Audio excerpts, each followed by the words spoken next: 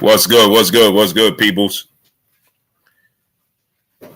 Shaq Rod King G Black. What's up, family? Bobby Collins, Chris J, LaRon Elliott, Tyson Scott, Blessings Queen. My brother CB Sports TV, Carl Burrell in the building. King Alley, what's up, brother? Third Simple NSU, 8K Crowder, what's up, family? What's goody? What's goody? What's goody, my peoples? Spence, New York City, Veron, what's good? What's goody? What's goody, people? So we got to recap this. Giovanni Walker, what's up, family? Miss Cools, peace and blessings to you, Queen. So we got a big fight that took place last night. Tyson Fury, Alexander Usyk.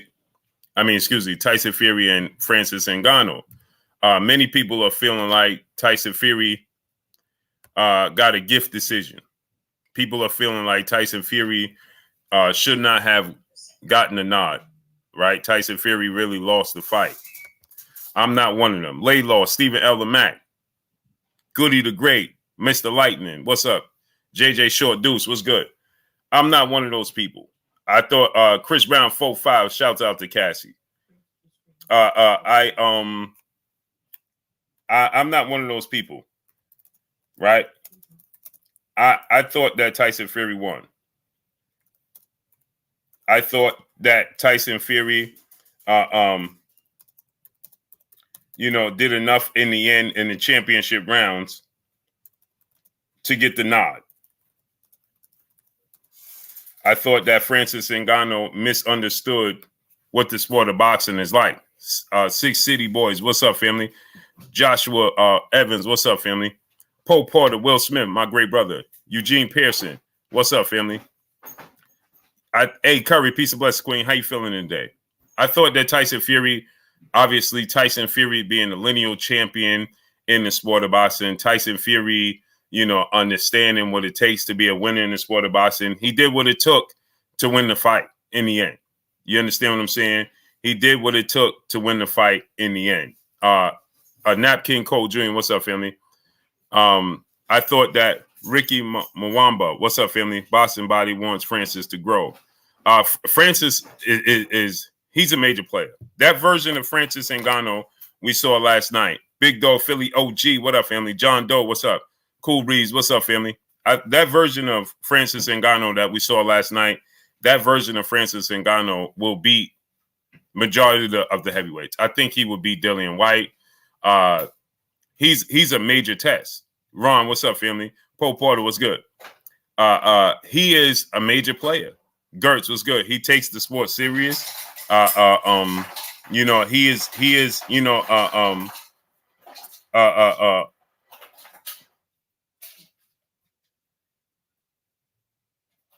He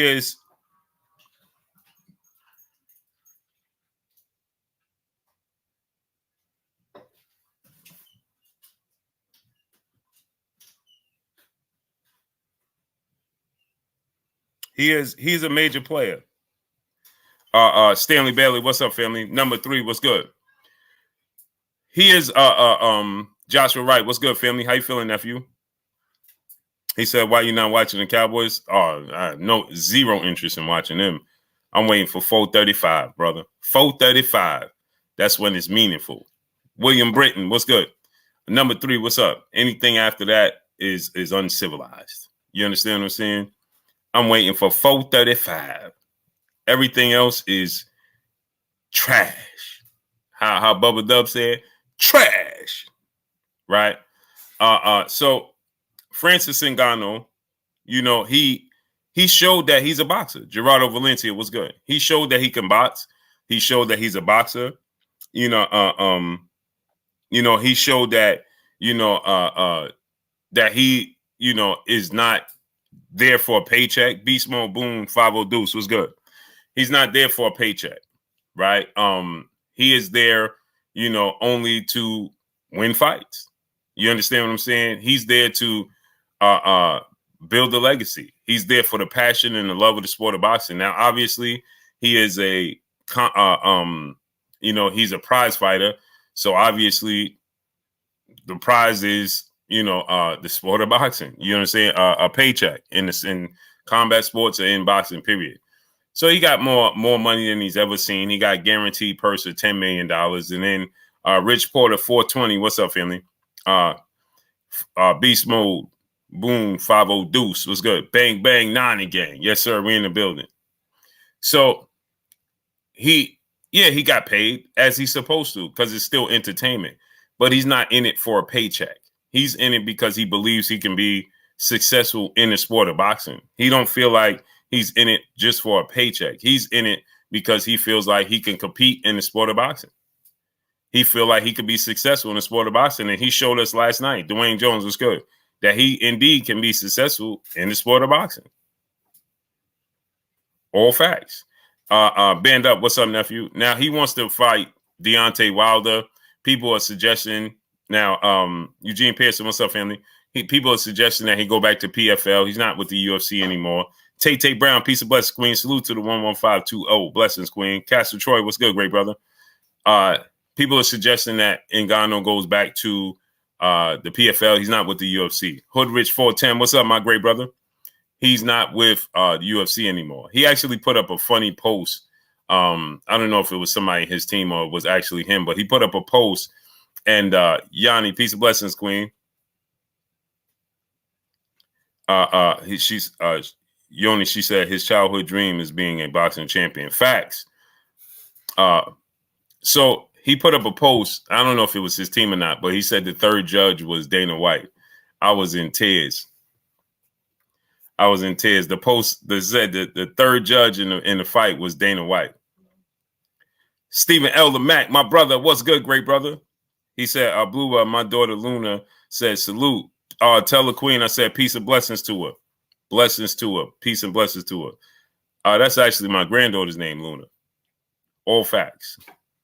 Tattooed on my leg, great brother. It's tattooed on my leg, Stephen L. All facts. It's literally tattooed on the front of my leg. Tariq Reed, what's up, family? Salute to OG Tariq from Philadelphia. So, yeah, and Ngannou got skills. So he's not, he put that post up. Yeah, Tay, you saw that post? He put the post and it said, GG Champ 15, what's up, family? The post said, hey, that third judge in the fight, Fury fight, must have been Dana White. I was in tears. So, again, like I said, Tyson Fury, was shocked last night. The boxing world was shocked last night. Now, the boxing world took a loss last night, and they was embarrassed last night. You understand what I'm saying? And the boxing world needs to bounce back. And now you got people like Daniel Cormier and Sean O'Malley and so many different people. Deuce 888, what up, family? So many different people. They like, yeah, we proved we could do this. You understand what I'm saying? We proved that we could do this. Tyson Fury opened that door. Muhammad Ali actually opened the door when he first did it. And now it's becoming more frequent. You understand? But now we got to a place where, now we talking about the fighters competing in their prime. And Sean O'Malley want to fight Tank Davis. We just seen Francis Ngannou fight against Tyson Fury. And here's the thing. We saw Floyd Mayweather and Conor McGregor. But in the same token, you got to look at it from this standpoint. Tyson Fury, 35, Francis Ngannou, 37. Now they're going to start calling for these younger athletes are going to start wanting to get into boxing. Now the younger ones going to want to start feeling like they could do this. Now the younger ones going to feel like, hey, we could go into boxing and be successful. Now they're going to start wanting to do this. And that's why I said, calling on Tank Davis, we need him to put an end to all this talk. You understand? Tank Davis he going to have to put an end to all this talk. Fight Sean O'Malley. They both young, 29. They both 29, right? Fight Sean O'Malley and beat Sean O'Malley. Make a name, make a statement.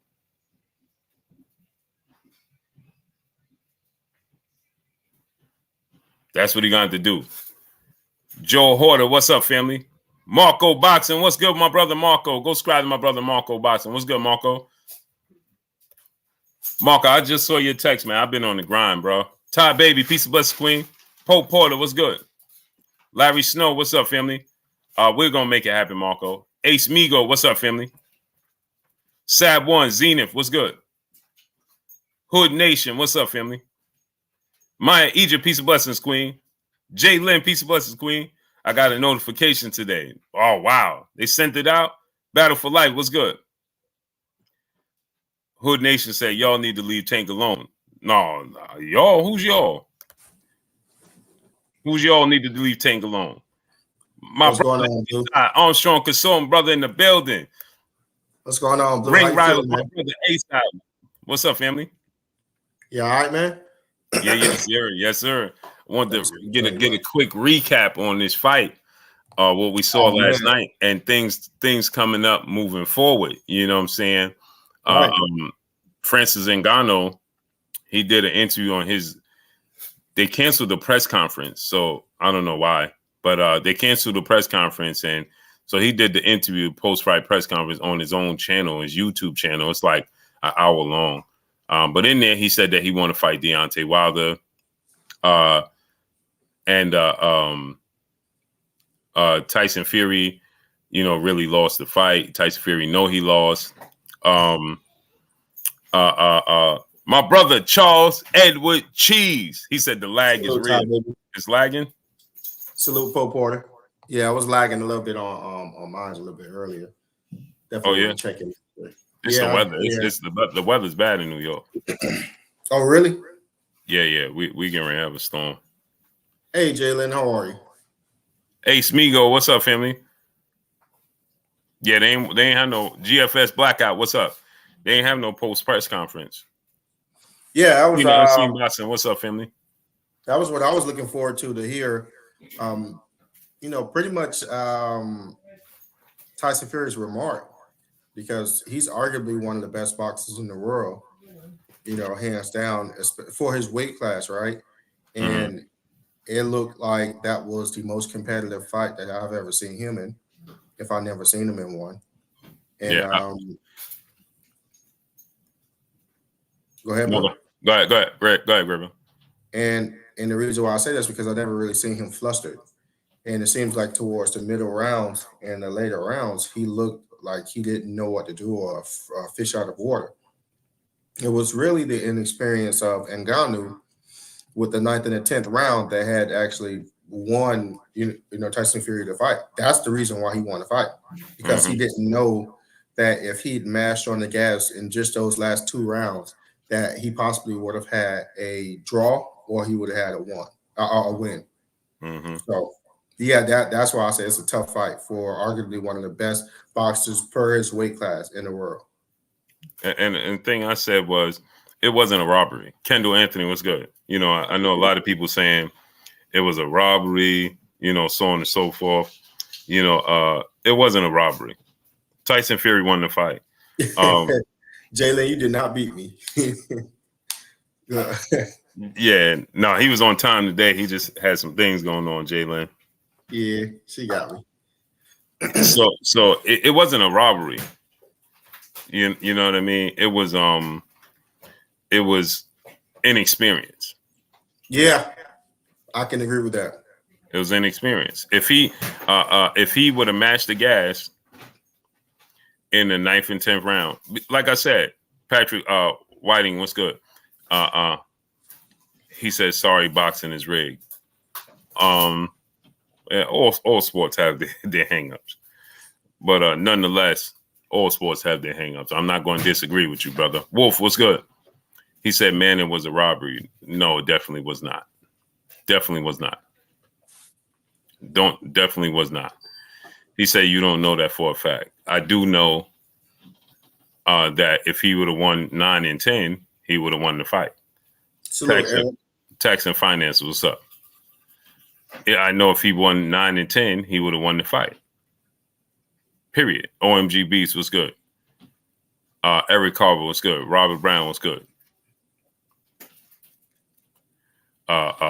He said the only way. Salute Tiana Scott. How are you, love? You're only one prayer away. Fury lost big time. Okay. That just goes to show a lack of knowledge in sports and in boxing. Francis Ngannou didn't even land one punch in the 9th and 10th round that was clean and effective and meaningful. Not at all. Okay. D-Man 38 was good. He did not land anything meaningful. He didn't control the 9th and the 10th round, the championship round. He got outboxed in those rounds. He let the fight slip away. He lost. The jab, just the activity of that jab in right. those last 2 rounds. So one of the judges had it 96-93. That judge would not have counted. That judge would not have counted if he won the 9th and the 10th round, because Tyson Fury on the other, the two of the 3 judges had it correct. Yeah. 2 of the 3 judges had it correct. It's not your opinion, brother. It has nothing to do with opinion. It has to do with numbers. D White, GYS UK, what's up? Gypsy UK, what's good? Jonathan 97, what's good? It has everything to do with numbers, not your opinion, brother. It's simple mathematics, processed by elimination, okay? 2 of the judges had the fight correctly. 95-94, a close fight. One had it in favor of Fury. The other had it in favor of Ngannou. Okay? The one that had it in favor of Tyson Fury had Ngannou won clearly the 9th and the 10th round. Those rounds would have went towards Ngannou, and Ngannou would have won the fight. Yeah, that wasn't an illegal elbow, Robert Brown. That elbow was clean too. I was like, yo, he did an elbow. That was a frustration elbow. Yeah. That was purposely done. He threw the Kawhi Elliott was good. Kano Local Sports was good. The difference is Ngannou is used to those types of tactics because he comes from that background. So he didn't call it out. He didn't contest it. He not only did he not contest it, but he ate it. Yeah. He didn't budge because he's used to it. You understand what I'm saying? He's used to that type of assault. That didn't bother him in the least bit. It was almost a time where Ngannou almost picked him up. That's when he realized. That's when he realized the strength of who he was dealing with, his opponent in the ring. It was I don't know if you remember. It was earlier in the rounds where Ngannou Marco. I'll send you a link right now, Marco. Go ahead, ASAP. Yeah, it seemed like Ngannou kind of manhandled him a little bit, and I was like, yeah, that could breed some form of frustration because that's a heavy dude. That's a big dude. And if somebody can do that to him, not only that, but remember, Tyson Fury actually started that. Remember in the second round, he just blitzed him, grabbed him behind the waist. Remember, it was like he was trying to get Ngannou to react in that manner to get him off his square. Yeah. He was trying to get Ngannou. Yeah, he was trying to get him to do something, you know what I'm saying, that people could look at and be like, oh, Ngannou is reverting back to being a UFC fighter. No choice, one do 7. What's up? You see what I'm saying? But Ngannou never fell for it. You put the link in the chat? Yeah, for my great brother Marco. Oh, hey Marco, the link is in the chat. Hey, what's going on, Marco? What's up, great brother? What's going on, fellas? Same old. Better. Got the crunk shirt. Hell yeah. Yes, sir. I got. Man, I ordered one like 3 months ago. It never came. These are root of fight. I love it. Yeah, I gotta get some, man. So, what are you guys saying? I just caught kind of the end of it. What was your opinion on the fight? Who do you think won? So, I was responding to. I thought Tyson Fury won. But I was responding to people in the chat that were saying it was a robbery. Tyson Fury got a gift decision. Francis Ngannou got robbed, so on and so forth. And I didn't see that. I saw that it was a close fight. Ngannou got the knockdown. It was swing rounds, but the championship rounds in boxing, he didn't win the 9th and the 10th round. I'm with you. 95 96, I think it was, or whatever, 1 point. I gave Ngannou 4 rounds, right? And when you incorporate the knockdown, that's a 1 point victory. But like, I mean, were you shocked? That's what I had. So Right. I'm not against Tyson Fury winning the fight because those two, the 9th and the 10th round, the 2 of the 3 judges, we always have some sort of chaos in boxing. That's not nothing new, right? Yeah. So one judge saw a landslide for Tyson Fury. We already know that's a possibility. The other 2 judges had it pretty correct to me. Right. 95-94 in favor of Ngannou, 95-94 in favor of Fury. It wasn't a clear big separation. I think the one that gave it to Fury saw Fury win those championship rounds, the last 2 rounds, just off his jab, and he was controlling. A lot of people don't understand. A lot of mixed martial art fans that watch this fight, they don't understand that how fights are judged. Is there robberies in boxing? 1,000%. But the way fights are judged, he controlled the action in 9 and 10. Ngannou was inactive. He was too patient. And that don't bode well. I said this. What I said. If he would have landed 2 punches or just been aggressive and made Fury be in retreat, he didn't have to be landing punches, but just control the pace of the fight. Make Fury move. Make him have to retreat. Make him be defensive. They'll give you the round based off of that. You the aggressor. Yeah, I think the fact that he was supposed to have no chance in the Satan's hell of winning this fight, and that he looked good, I think gave the illusion of him looking better than he probably did. You know what I'm saying? Because I mean, I was shocked. Like, I couldn't believe what I was seeing. What I got out of it was simple. Tyson Fury, for the first time in his career, did not have the size and strength advantage. First time. This dude was stronger in the clinches, knew how to hold, he couldn't lean. He tried leaning on him, and Ngannou was like, the fuck off me. You know what I mean? Like, right.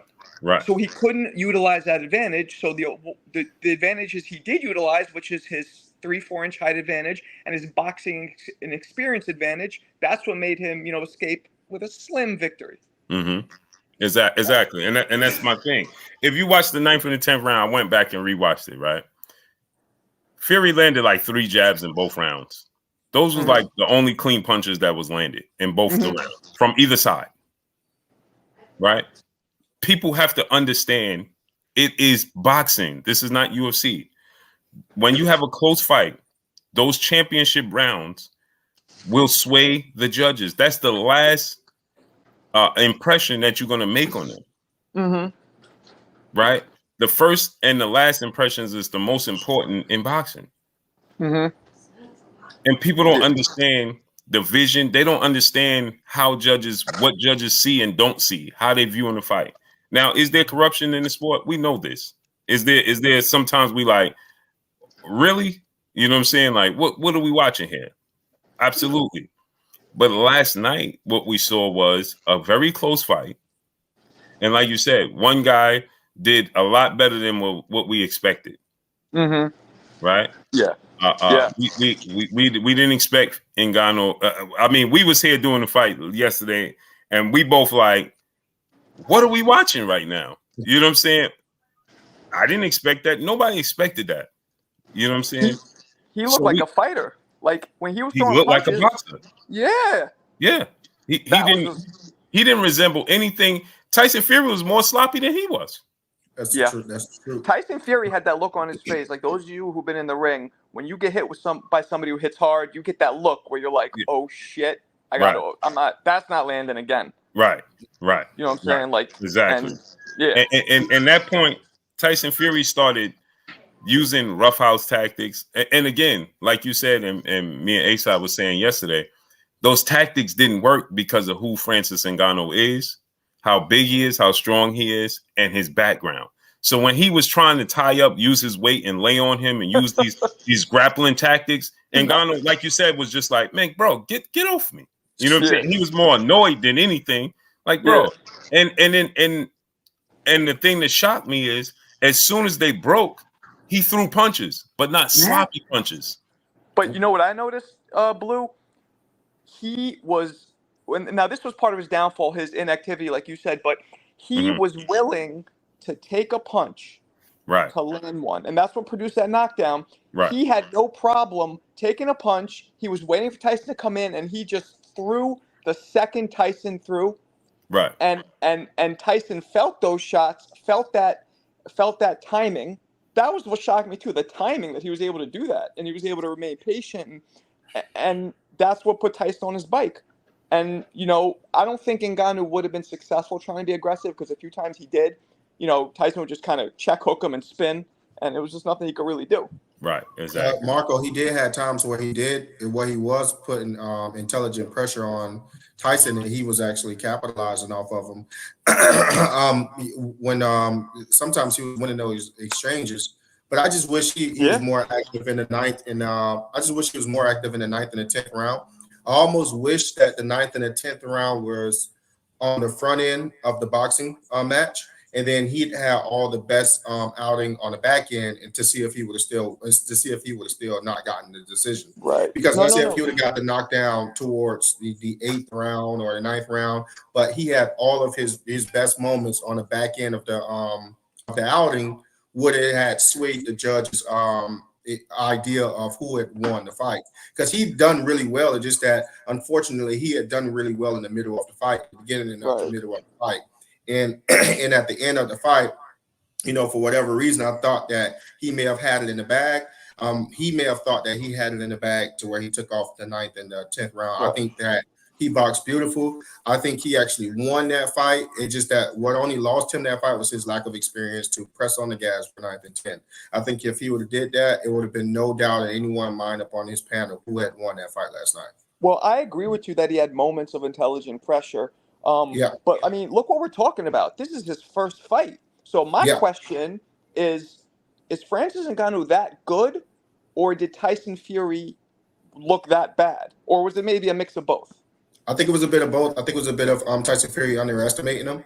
And we can see that his last couple fights with Deontay Wilder, he's been in the mindset of, him not really being in a position to where he's forced to become the natural boxer that he is. So I think he underestimated him. I think he thought that, hey, this guy's a big puncher. I arguably went against the biggest puncher in the world in Wilder. How much of a bigger puncher could he be? How much different could this guy be? And he actually found out that night that it can be worlds of a difference between two different guys. And he found that out the hard way. I mean, can we talk about his chin? Tyson Fury, the first 2 shots he threw was a 1-2 hard right hand, which bounced off Ngannou's chin. Did nothing. I mean, nothing. He couldn't. I mean, nothing. Ngannou just looked at him like, okay, and Ngannou was so poised throughout the duration of that fight. That's what really got me, because he wasn't in there as if he was in there with one of the best boxers on earth for that weight class. He was in there as if he was in there with a peer and a competitor. Yeah. And he made it look like that. And I'm telling you, Marco, man, that had me looking at things completely different. I think it's a bit of both. I think he underestimated him, underprepared because of that underestimation.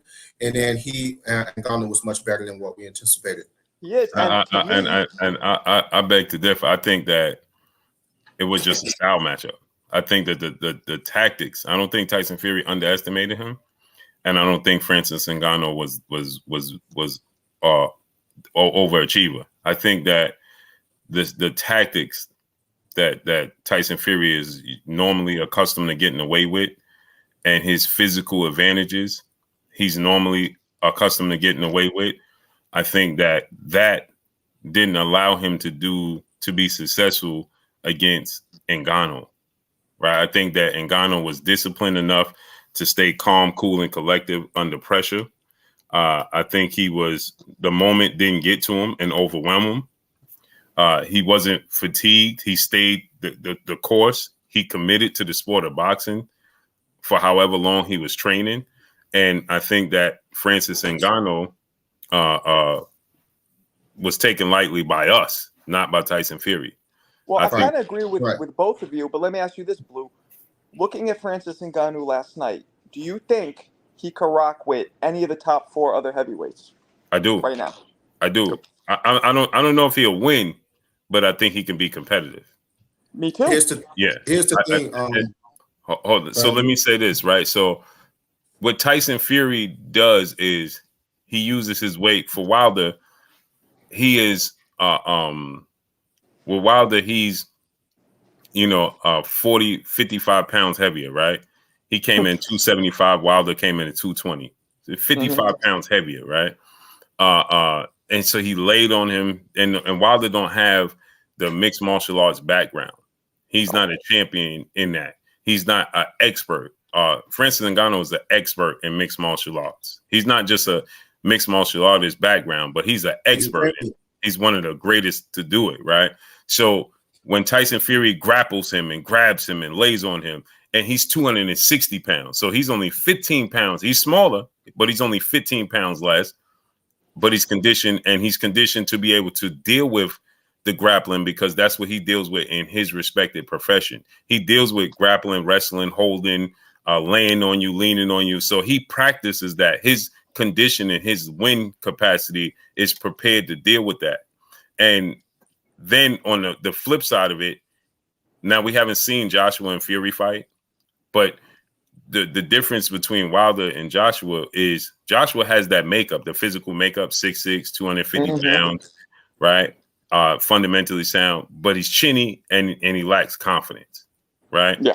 Ngannou has the makeup of both Wilder and Joshua made up in one. He has near the power of Wilder, right? Yeah. But he don't have he's not chinny like Joshua. So he's not as slim and light as Wilder, but he's not chinny and has power and is brave. Like, he's not going to be inactive. His inactivity last night, he said, my inactivity was due to not my stamina being able to push my jab like I wanted to. Just the fact that he knew afterwards the importance of what he lacked told me a lot. You know what I'm saying? And so he was able to withstand. I think that Fury got frustrated. He tried to frustrate. He did his normal tactics that bothers everybody else. We seen him when he knocked out Dillian White. He grabbed him in the face, covered his face, then caught him with a punch, boom, then pushed him to the canvas, boom. You know what I'm saying? Dillian White don't get up. He tried that with Ngannou last night, but Ngannou wasn't even phased.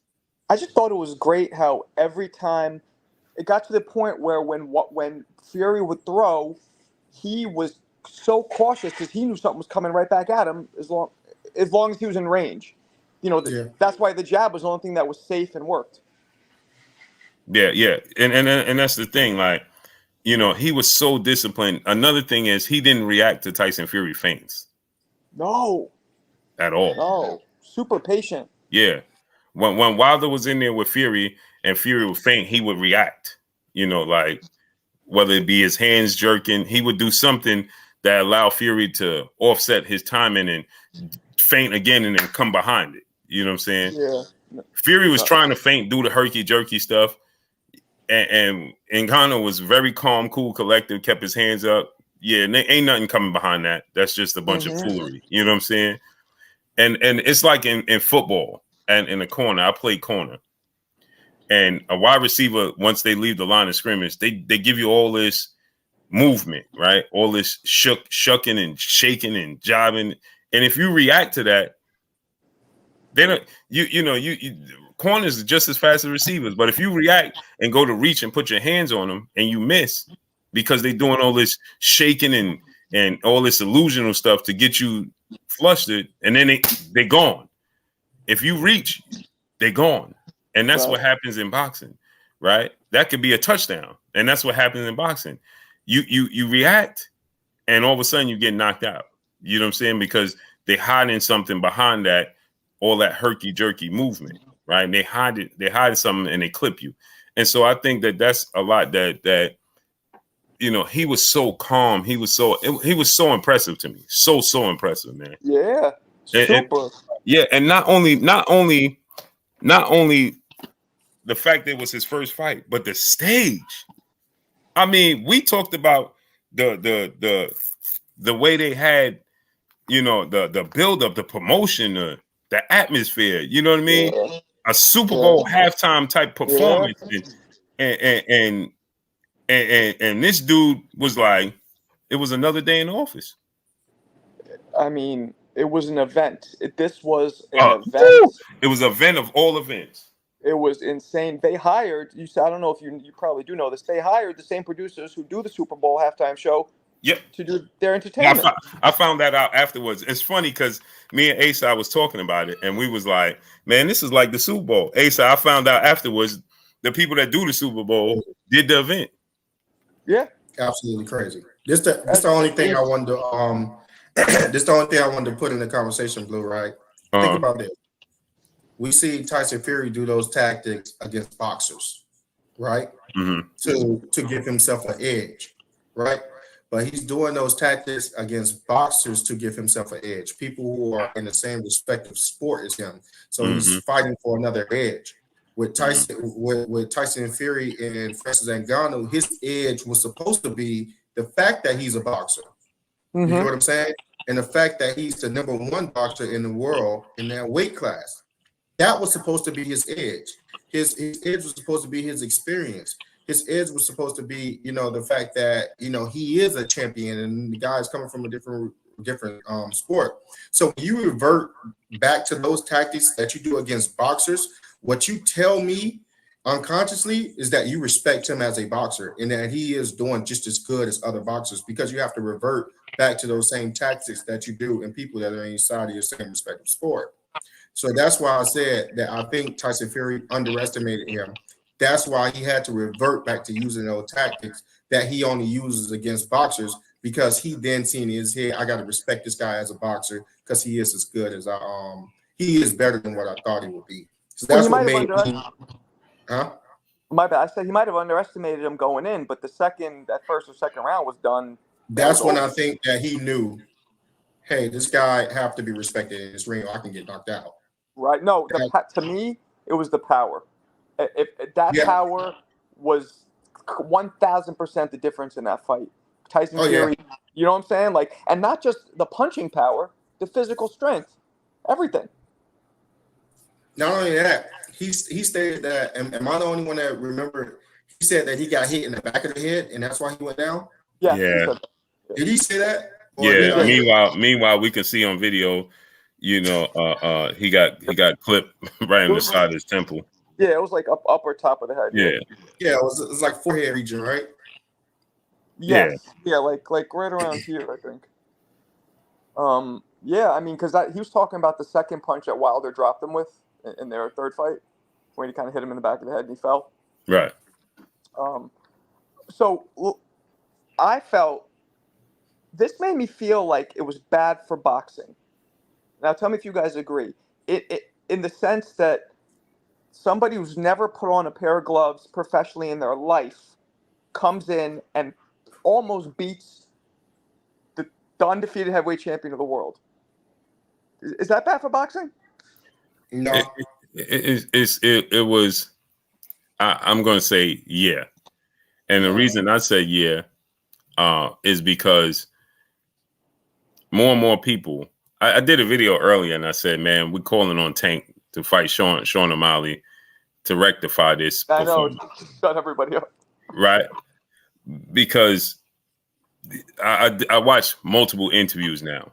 Right, the main one, Daniel Cormier, he's like, man, we made boxing look bad. Just a back eye.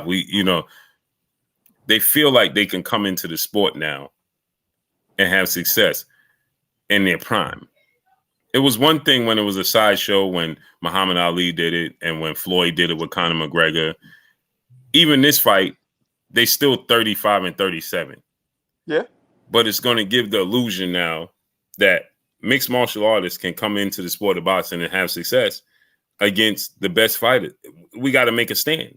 We got to make a statement. I saw this, right? A-side, check this out. You know, I saw last night, Tini Marie, Peace of Blessings, Battle for Life was good. I saw last night, right? A-side, damn, I lost my train of thought, man. You were You talking said you, about you MMA said you saw fighters. last night on the interview.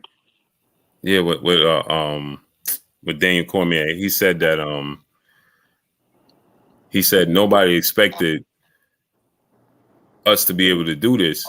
And the thing is, with Francis Ngannou, I forgot my train of thought. It'll come back to me. But Francis Ngannou said something telling too. He said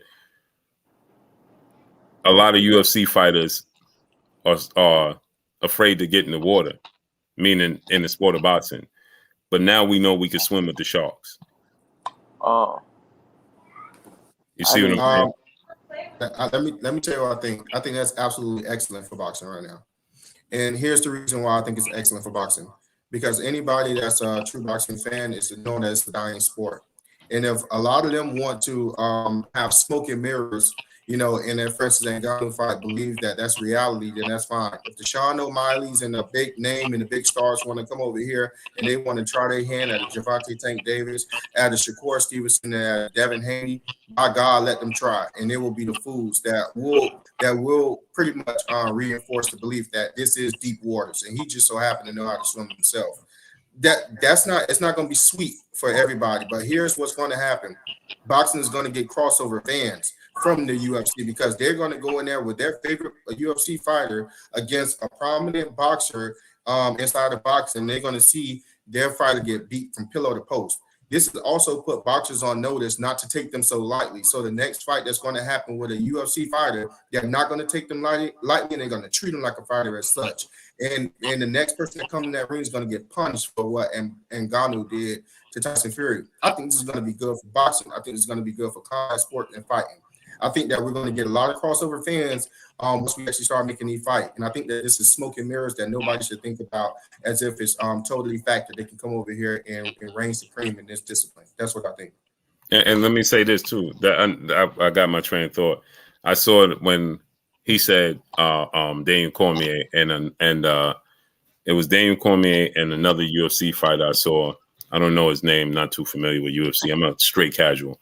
But this UFC fighter said, he said,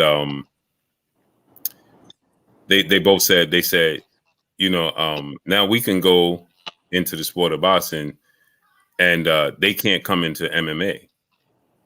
But the thing is, boxers are not trying to go into the MMA, nope. UFC. There is no boxers talking about, I want to go into the UFC.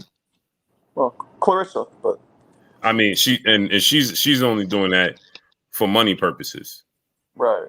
Because of women's boxing. So most women boxers do that, right? A lot of women boxers, Amanda Serrano, you know what I'm saying? They do Heather Hardy. They do this going back and forth because they need double paychecks. It's like women NBA, WNBA. They play in multiple leagues, not just the WNBA. You know what I mean? They'll play in the WNBA, but they also in a professional league overseas. You know what I mean? That's to get the money because they're trying to make up the money that they don't make. But fighters, boxers, they're not looking and calling out MMA fighters. They never have. Floyd didn't call out Conor McGregor. Conor McGregor continued to tell people the world he was the UFC version of Floyd Mayweather. And they started Amanda Serrano could beat not Amanda Serrano. What was her name? What was man, she was knocking everybody out at first at one point in the UFC. Rousey? Ronda Rousey. Ronda Rousey could beat Floyd Mayweather. Yeah, remember that? Ronda Rousey could beat Floyd Mayweather. Yeah. That even made the cover of magazines. Ronda Rousey was on the cover of I think it was the Ring magazine, and she could beat Floyd Mayweather. Like what? It just you understand? It just grew a lot of momentum, and then Floyd was like, "Okay, I'll fight the most popular UFC fighter in boxing. We ain't got to go over there because we not calling out nobody. Yeah. We ain't looking. Y'all talking about." So when they saying, "Hey, see it," so they were saying this makes Francis Ngannou the baddest man on the planet because he beat the best boxer, but the boxer can't go to the UFC and do what he does. Oh, that's perfect. I love that. I love that type of talk. I want somebody that's in the 147 pound division of UFC to come over here and fight Boots Enos. That's what I want. I can't see. It's gonna start to get silly, right? Right, Like right. this is such a good time because this could be the blood transfusion the boxing need, right? Like some of them are going to be foolish enough to go in there with a Terrence Bud Crawford and a Canelo Alvarez. It's going to happen, and I can't wait to see it. And as long as it looked like how it looked last night, I'm going to pay for it. It's going to be a. Go ahead. Oh, my bad. So, do you guys think Tyson Fury can continue to dominate? Because look, no boxer has the size and the strength of Ngannou, right? Mm-hmm. Which to me seems like that's what neutralizes somebody like Fury. Mm-hmm. Do you think Fury's going to continue to dominate, beat Usyk? Do you think any of these guys? Did it change your opinion on Fury? No. In terms of fighting the rest of the fighters? No, he's going to beat Usyk. I agree. I don't think it changed my opinion on who Fury is. I think it changed in the mindset of what those fighters see in Fury. So, case in point, whereas it was supposed to be mythical or like fake in order to do under a mile in 4 minutes, right? Until the first person broke it, they ran 3 minutes and like 59 seconds. And the other person did it in 3 minutes and 58 seconds. So what it will do is despair a certain narrative. It despair a certain myth. He don't look like Superman anymore. He don't look like Thor anymore. To where it's like, you know what?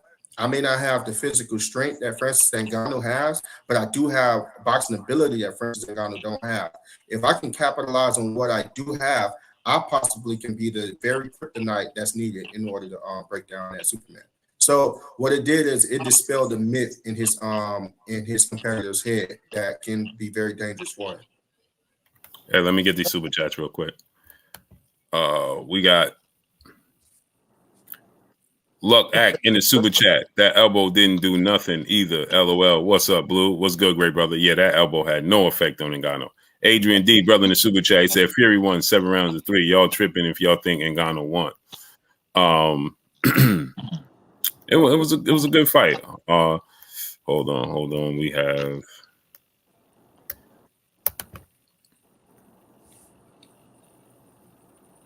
Cocky Car Guy, L. Swain, brother in the super chat. Correction, Blue Francis is 272 pounds of muscle. I thought he weighed in at 260. Nah, he was only crazy. 5 pounds less than Fury. He was only 5 pounds less? Crazy. Wow. Jesse R, brother in the super chat. Salute, fam. Salute to you, King. I thought he weighed in at 260. He was 270? 270 something, yeah. Wow. Fit for life, my brother in the building in the super chat, dropping that Cinco on us in the super chat. There's a commonality between Anderson Silva, who beat former champion Chavez Jr. and Francis. Boxing was their first martial art. Agreed. It was their first discipline. Interesting. Yeah, it was their first discipline. Francis said he got away from boxing. That's why that was his childhood. Yeah, that was his childhood love. Established 9-4, brother in the super chat, dropping that Cinco on us in the super chat. So is Fury overrated or this generation of heavyweights overrated in general? Floyd carry McGregor. No, Fury's not overrated. Francis Ngannou is a great combat athlete. Period. Yeah. You know what I'm saying? We quick to say a fighter is overrated because he struggled with another. I mean, Francis Ngannou is not in the same discipline as him, and we say, well, Ngannou, he only had one fight, and yeah, but it's just styles in anything makes fights, man. Styles in anything makes fights. Styles in anything makes fights. You know what I'm saying? And especially when you're dealing with somebody, Francis Ngannou was committed. It's just like I say about Jake Paul. Jake Paul is a novice, right? Jake Paul is a novice in boxing. Jake Paul is no different than your world champion. Canelo Alvarez fought this guy by the name of Villanueva. He fought this guy 6 times early in his career. The first time he fought him, the dude was like 0-16. That was the first time he fought him. The next time he fought him, he was like 1-17-3. You understand? So they're novice. You know what I'm saying? They're learning. And so Jake Paul is just doing it against people you're familiar with. Instead of that guy Villanueva that you don't know that Canelo Alvarez fought all those times, multiple times early in his career, Jake Paul is doing it against other celebrities and other athletes from other disciplines. But that guy Villanueva is probably a local cab driver who plays semi-pro basketball where he's from. You don't know him. You just don't know him. That's the difference. So Francis Ngannou takes the sport of boxing serious. He takes it serious. And anything can happen when you got two people in there with gloves on. That's it. There is no team sport. It's it's just two guys that's going to get in there and chuck the deuces, period. Yeah, anything can happen on any given night. It was just so misleading because when you saw Ngannou working out, I mean, none of that translated to what I saw in the ring. Blue literally said that same thing you said. It's true. When he was working out, he was robotic. Remember that, Blue? You said that? Right. Yeah. Right. Like, I was like, I mean, there's a reason everybody thought that this was going to be a mismatch. Right. And Francis attests to that. You know what he said? He said, how many times you watch? We just overanalyze Francis Ngannou. So he said, well, how many times I watch boxers do media workouts, and some of them don't even do nothing other than jump rope. True. And he 1000% correct. He said, I was just going through the motions. That's what he said. He said, I was just going through the motions, and that was it. Even the form looked amateur-ish. Right. You know what I mean? Like, right. But when he actually got in there, it didn't look like it. You know what I'm saying? And you know what? Like I said, remember this? When Terrence Crawford, Errol Spence had their media workouts, everybody was like, man, Terrence Crawford looks slow. Yeah. He looked weight drained. Yeah. And look at the fight. Yeah. You know what I'm saying? What you guys think about Ngannou switching from Southpaw to Orthodox? What did you guys think? I mean, that was crafty, bro. Damn. Yeah, exactly. Because you got people that have been boxing their whole life that can't do that. I mean, Fury did it too, and correct me if I'm wrong, but has Fury ever done that? He's been doing it. He's been doing it. He didn't look as comfortable as we used to seeing Fury look. Yeah, but he's been switching. He's been switching for years. He's been doing that. And if I'm not mistaken, that knockdown was while Fury was in the Southpaw stance. Was he? I gotta see it again. I think he was Orthodox. I think he was Southpaw, but look it up and tell me. I'm not sure. Yeah, let me see right now. Yeah, I'm pretty sure he was Southpaw. But I thought it was shocking. What'd you give that fight, Marco? 1 through 10. What do you give it? In terms of what, excitement or whatever? Excitement, entertainment, value, Bart. Well, shock value is a 10, but overall, 6. Because there wasn't much going on. There was a lot of just, posturing. Because Ngannou was not engaging at all, and Fury was staying the fuck away. No, he was Orthodox. Okay, I was wrong. But yeah, so like a 6, because it wasn't really. If you weren't the knockdown also, like let's say there was no knockdown, it would have been slightly boring if you didn't be like, oh shit, at any time somebody could go down again. Yeah, see, he was Orthodox. He threw a left hook, and Ngannou caught it. And he threw a right. He tried to throw a straight right hand down the pipe, which Ngannou rolled with it. It hit Ngannou in the right pec, and then he caught him with a left hook. If you look, did it look like he hurt Fury throws in one of those Furies? Huh? Say that again. Did it look like he hurt Fury again in one of those flurries? He did. Mm-hmm. But if you look, I thought it was just me. If you look, Fury throws that punch. Ngannou throws the punch the exact same time Fury's throwing his punch. Like, he was just like, I grew up in sand mines in the streets of Cameroon. I'm not scared of this shit. Bring it. I'll take it to give it. No problem. You know what I'm saying? Like, that's the vibe he had. And Fury knows. Like, you could smell when somebody's really down, with that mentality. Right. And, he's like the quiet guy who didn't talk shit. Like those are the scariest ones. Mm-hmm. What do you think this does for a potential Deontay Wilder fight?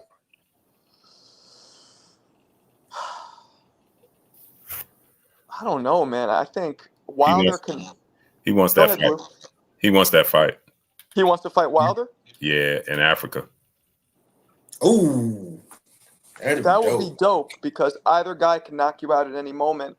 But talk about like weight bullying. I mean, Ngannou will be able to throw Wilder all over the ring if he wants to.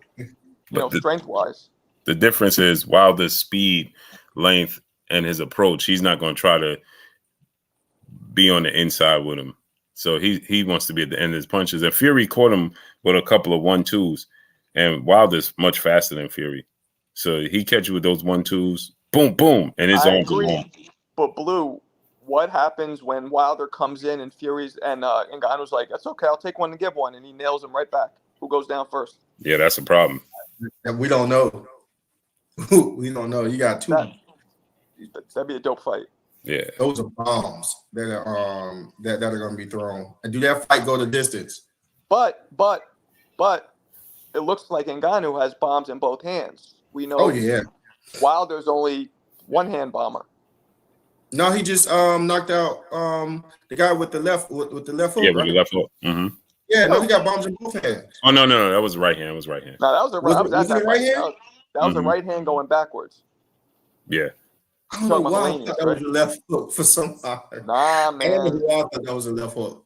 All his knockouts are right hands, and they're all punching down. I think my theory with him is one of the reasons why he generates so much power. He's almost always punching down, kind of how Klitschko's used to do with those. I think he gonna be punching down on Ngannou too. Yeah. That'd be a dope fight. He as long as he could judge the distance well, he'd be all right. Jawan Wright, brother in the super chat, dropping that Cinco on us in the super chat. Salute Blue and A side. Can I get on the panel? We'll do that because I'm getting off at 4:00. 49ers play at 4:20. Yeah, I don't play those games. So 4:00.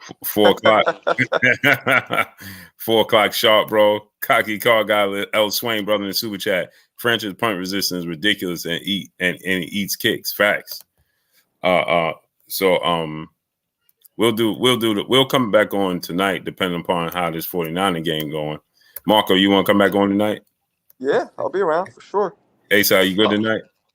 Yeah. All right. But we're gonna stay on for another half hour. But did you guys think that elbow was blatant? Oh, 1,000%. You saw the replay. I put up a replay of it. You did a short? Yeah, I did a short of it. Oh, okay. Because it probably was. I think I agree with you, but I don't know. Tyson Fury did his hand at MMA.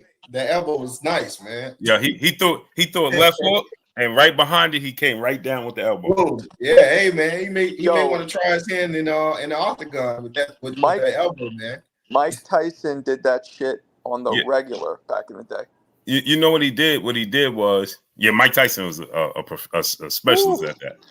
But you know what happened is Ngannou stepped back too quickly, and he wasn't able to hide it on the inside, so you can see him tucking to go down with it, and he tries to bring it back as he realized Ngannou created that much space.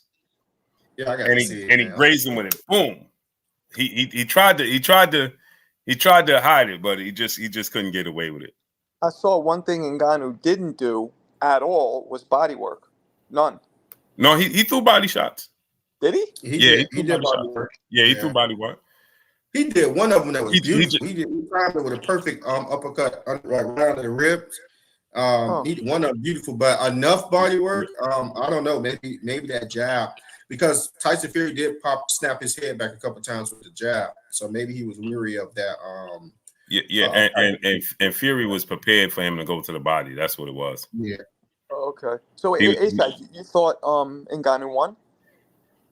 I thought Ngannou lost by his own merit because of the 9th and the 10th round, but a moral victory, yeah, he won. He fucking won. I'm being honest with you, man. That guy did. Yeah, boxing loss, but in the people's eyes, he won. The guy did. He did phenomenal, man. He really did good. I'm super proud of him. Boxing lost in a sense, but they won in a sense because that was entertaining, bro. Yeah, it really was, man. The build up for it was entertaining. The show was entertaining, and then the fight was entertaining. Put it like this: if he had won, I wouldn't have been surprised. I would have wanted him to get it, but I gotta sit myself back down and think like 2 rounds of someone putting a steady jab in front of your face, and that someone just so happened to be the champion. You have to take it from him. Well, so this was an official fight, right? Sanctioned. It goes on their records. So if he would have lost, would you guys consider Francis the lineal champion? Yeah, I think you have to, right? Even though it's only 10 rounds, it's not a 12-round fight, though. Yeah, I still have to. I know it's the whole 10, 12 rounds and the championship, but you have to, man. You beat the lineal champion, you break the chain, it counts against your record. You got to absorb that. Put it like this, Marco, right? Even though it's 10 rounds, right? If Francis Ngannou had knocked him out, would you not have given it to him? Let's say it didn't go the whole 10 rounds. If he'd just knocked him out, would you have considered him? You get what I'm saying? No, I agree. Right. I thought this was an exhibition, and then yesterday they're like sanctioned by the WBC, and I'm like, wait, what? Yeah, no, it wasn't an exhibition at all. It was a fight. I didn't realize. That's why Fury after the fight said maybe he made a mistake signing a fight with Usyk already, disrespecting Ngannou, and already having a fight planned for December 23rd. Yeah, that cut is probably what's gonna postpone that fight. Yeah, and that cut was to a left hook. That was a punch, right? Yep, a left hook. Fury even admitted, he said, "Man, he caught me on a left hook," and then he blackened his eye with a right hook. Fucked him up. Fury looked. Yeah, you saw his eye. Yeah, he looked. Marco, you had to hear Blue last night screaming, "Go! You got to press the gas! You got to press the gas!" in the 9th and the 10th round. For Ngannou? Yeah, man, I was so adamant. I'm like, bro, push the gas. Because you know what? I knew we was gonna come to this with the whole robbery and all that. But I know we understand boxing. If you don't win those championship rounds, you're not gonna beat the champion. Period. I literally said it on air today. I was like, if he don't win these 2 rounds decisively, like they're gonna take it from him. They're gonna give it to Fury. Yeah, they're gonna give it to him. So it was like we was advocating for him to press the gas to go. You know what I mean? Like, because if he had, dude, that would have like Blue had said earlier, that would have rocked sports. Yeah, it would have been one or two things would have happened. Either at that point, Fury gonna separate himself because you're aggressive, and Fury understands he's a champion. He knows boxing. He understands boxing. He knows those when he's in those. He understands moments. He knows when he's in those championship rounds. If you start pressing the gas, one or two things gonna happen. You gonna win those rounds, or you gonna get clipped. Because now Fury gonna have to be. He can't just be defensive. He knows what's at stake. He understands the moment. Yeah, champions understand those moments. I think if Ngannou would have gone forward, it would have raised his chances of getting hurt, because now he has his momentum coming in, and Fury was doing well, countering him and spinning off. I think Ngannou kind of knew, because I saw him, he had a couple moments of the aggressiveness, the intelligent aggressiveness, but for the most part, that was Fury's experience level in those circumstances was too good. So Ngannou was genius. He just stood there and he let Fury attack him, and he was just countering. And yeah, he was trying to counter, but that's what I'm saying. He at that moment, he should have knew what the circumstances. They're not going to give it to me. He said that after. I knew if it goes to the cards, they're not going to give it. So you got to understand, like we're saying football, you got to understand down and distance. You know what I'm saying? And you got to understand where you at. You in the championship rounds with the champion, who's the lineal champion, who has a fight already signed to fight somebody else who's sitting ringside in Saudi Arabia with that money on the line. You got to understand the down and distance. You got to understand, I got to press the gas. Now I got to press the gas in these last 2 rounds, because now I have to change it up and show them I'm in control. I was in control being patient, and now I'm in control being aggressive. And that's why Fury was so tired, man, because when you're in there with somebody, I remember that, man, when I'd be in there with somebody bigger, stronger, it drains so much out of you when you're wrestling on the inside, holding, and because Fury's never really had gas problems, not that I could recall, right? No, But I never seen him fatigued. no, but that's because every time he grabbed, like you saw when he did that thing in the beginning where he would throw a punch and just grab Ngannou at his waist. It was, Yeah, exactly. Oh, And I said this, that was that was one of his tactics. That's a tactic he uses against Wilder. He used that against Dillian White. He uses those types of tactics, right? Where he'll grab you. It's to get you out of your rhythm. It's to break your rhythm. It's to frustrate you. And then his weight is heavy. He heavy. You know what I'm saying? So he's doing that constantly. He's constantly doing it. And then when he realized he zapped you of your power and your energy, then he stands on the outside. Right. And he starts plucking you.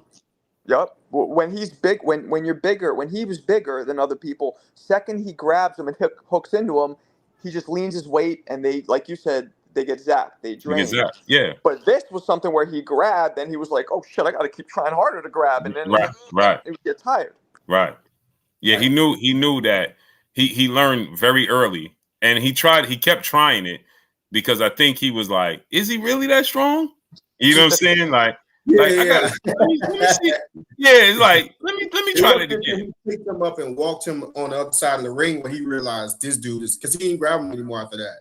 Yeah, and Ngannou, he almost tussled with him, and I was like, oh, it's like remember Earl Spence tried that with Terrence Crawford.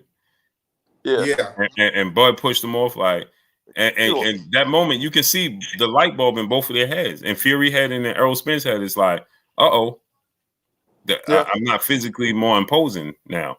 Yep. Hey, did we ever see Fury come out the way he did against Ngannou against anybody else? He came out like Teofimo versus George Kambosos. That wild right hand, right? I did not expect that. Yeah, he tried it. But what did I tell y'all? I told y'all leading into it, he was going to do that because he knew it was a stake. Fury didn't want this to go the distance. He wanted this to be over early. Yep. But two things happened when he did that. Two things that set the tone for the fight. One, he landed the punch and it did 0. 2, he got a counter shoot back at him, which let him feel the power and the timing and the boxing IQ. And I think that set the tone for the rest of the fight. Yeah, it changed his, and he said it. This wasn't part of the game plan. No, I didn't see this, and I didn't expect it. This wasn't part of the game plan. It wasn't. Yep. I mean, Ngannou was dancing over him too. Did all kinds of shit. He was feeling himself. Yeah, he was like, bro, I'm not flustered. Your weight, your tactics, the moment, it's not gonna move me. I'm here. Is that Ngannou expected to go back to? Hold on 1 second. Adrian D, brother in the super chat. He said, "Yo, Blue, drop the link for the chat for the live chat. We'll do that later, great brother. Again, I just wanted to recap this. My brother Marco, co-host A side, but the Niners coming on, bro, and they trump everything, including the family. They trump. Hey, bro, my living room is clear. My wife said, that way for the Knicks, but no more. Yeah, my wife said, "Hey, what's going on?" I said, "The Niners play at 4." She told the kids, "Clean up, let's go." Get out my way. All day, every day. Kim, brother in the super chat, dropping that Cinco on us in the super chat. Blue, I'm a 49ers fan also, but not Brock. What do you think about him? I like Brock Purdy, man. I've come around to him, man. Almighty OG, what's up? Rojai, what's good? I've come around to. He grew on me now, man. I'm a believer in Brock Purdy, bro. I wasn't before, but I'm a believer. Even though last couple of weeks he had some mistakes and some rough outings, but that happens. That's sports, man. That's football. I watched Tom Brady. Mike Jones was good. I watched Tom Brady go through the same situations, circumstances. It's football, man. So I think he's gonna bounce back today, and I think we're gonna have a great game. So all day, every day, Kim. Let's prepare to have a great game. If not, all day, every day, Kim, we ain't gonna be doing no show later. Oh shit! No, I'm only kidding. Hey, but no. So let me ask y'all this question, man. Do you think that after what you saw, do you think, Marco, that A-side that Usyk stands a better chance? Do you give him a better chance to be victorious? You go. You can answer that first, A-side. I think his mentality is is one of, the guy can't be whatever he thought about Tyson Fury going into that fight wasn't it can't be the same thing going out of that fight. So if he don't feel pretty much confident now, he would never feel confident to beat him. I'm just being honest with you. Mentality wise, I think Usyk has to go in there with the mindset of, I can't bring what Ngannou brought to the table, but I can bring the skills and the talents that I do have, and I can make sure that I win this fight. He's not invincible. I seen someone come from a different discipline come and almost beat this guy. I sure as hell am not about to cower to him, and I've given this sport my whole life. He has to go in there with the champion's mindset. He has to go in there knowing that he's adequate, just as adequate or just as competent as any other MMA fighter that can come inside of boxing and do what for instance Ngannou did. So I do give him a chance to beat him because these are all competitors at the end of the day. They have a predatory type of mindset, and I think he's seen his adversary weak. I think he's seen blood from his adversary, and I think that can be very detrimental to Tyson Fury moving forward. I don't think it makes any difference because Usyk has none of the attributes that Ngannou has, which made Ngannou successful. As a matter of fact, it showed me that Fury is such a master at controlling range and distance because he did it so well with Ngannou when he tried. With Usyk, because of the size difference, I just think he's going to be too strong, too big, and if he has to control distance, he could do that as well. So I don't think it's applicable because just all the advantages Ngannou had, Usyk has those as huge disadvantages, and he would never use them.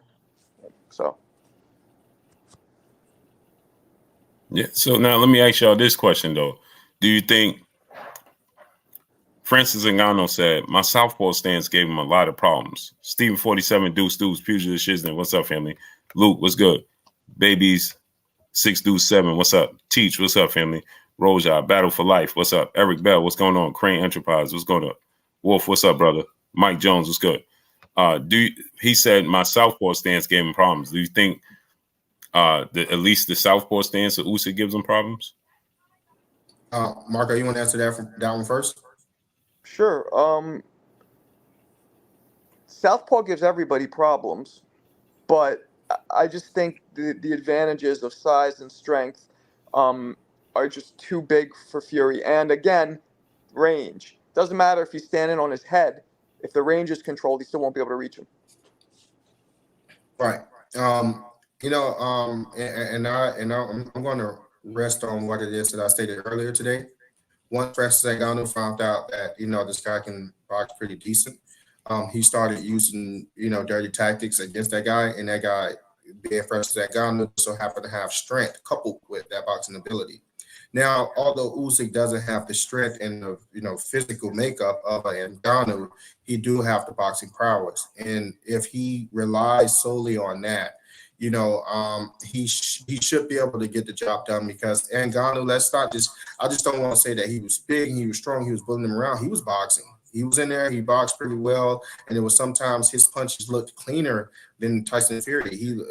Tyson Fury had more fat on his punches than Ngannou. Ngannou looked sharper in some essence, right? So I don't want Usyk going in there feeling like he has to be Ngannou. I need Usyk to realize the gifts that he already have and how to make those things razor sharp in order to go in there and to be Tyson Fury. And I also need, on the other end, Tyson Fury to know that he's the damn Gypsy King. It ain't nobody going to come there and make him look in a certain way. That if Usyk thinks that he's going to come in there and he's going to bully him, he got another thing coming. That he pretty much he looked that way against Ngannou, but it won't be the same thing against Usyk. I need both of them competitors to know that when going inside of that ring, so that fans like us will ultimately get the experience that we deserve. I mean, what's going to stop Tyson Fury from attacking Usyk? Usyk doesn't have that power that Ngannou had to stop Fury from coming full head of steam forward. Yeah, but in boxing, there's always been a big, strong guy that goes up against a boxer, and they always say, "Hey, what's going to keep this boxer from, this guy pretty much pressing them and bulldozing. I mean, boxers just have an acute way of making someone not want to engage, being peppered with shots, moving, having his footwork, working the combinations that he's going to work. We all know when Usyk, have that European style, it can frustrate you as well. Him and his team will have to figure that out. He's the boxer at the end of the day. This guy has size over him. They have to break down and decode how to beat, Tyson Fury. Yeah, no, I'm with you. I mean, I just think Tyson Fury's size advantage is so, like, we're thinking Foreman Ali. There's a good example. Boxer, whatever. But Fury's size difference is so much bigger. Yeah, and Fury could also box if he needs to. He could also get on that, And then Usyk is not the biggest puncher in the world. We all know that. No. Usyk. Did you guys see? Oh, my bad. Did you guys see Usyk pick Fury up? Yeah, and does that show a little strength maybe that we didn't know we had? No, I know he could pick up Fury, but that don't mean he's gonna be able to push him off him. Right. But I was just like, oh, I feel like that might have been a psychological thing. He was trying to show Fury, like, I'm not that as weak as you think. Ugh. Facts. Right now, he got to play the mental game against Fury, man. He got to say, he got to bring some pressure inside those press conferences. He got beat up by a guy in MMA. I don't know. He got to do something. He have to do something. Yeah, I agree. Hey, but let's close out and let's get out of here, man. All right. Your last words, Mark? I'm just still in shock. Shock, complete shock. Here's what I learned. I am never again, ever going to make a prediction, especially one so adamantly, unless I've seen one of the fighters or both of the fighters fight. I just realized I've never seen Ngannou fight, at least not boxing. Nobody has. So why am I so comfortable making prediction? I could say the odds are, but I wasn't on that shit. I was on some like no way in hell. This is right. That's what I learned. Unless I see both fighters fight, I'm not going to predict. I'm going to keep that in mind. Right. All right. I think boxers are going to think like that too, moving forward for whatever UFC fighters want to challenge them. I think so too. Yeah, they're gonna be like, nah, that was too close for comfort last night. Yeah, nobody wants that Tyson Fury type of performance against because not even Tyson Fury. You saw when he left the ring. William Old School on them. What's up, brother? You saw Tyson Fury when he left the ring. What did he do? He was deflated like a mother. He kids was saying what's up, nothing. He told his security, he was like, get me out of here. Yeah. When he got dropped, his face looked like embarrassed as shit. Yo, that deep breath he took. Kurt Jones was good. Ishmael Hassan was good. That deep breath he took when he got dropped, boy. Yeah. Yeah. He don't mind. He don't mind showing you that he hurt. Nah. Everybody else will have a poker face. He not him. No, I'm hurt. Oh, what time are you going on later? We'll be back on. Probably be around 9:30. That's perfect. All right. All right.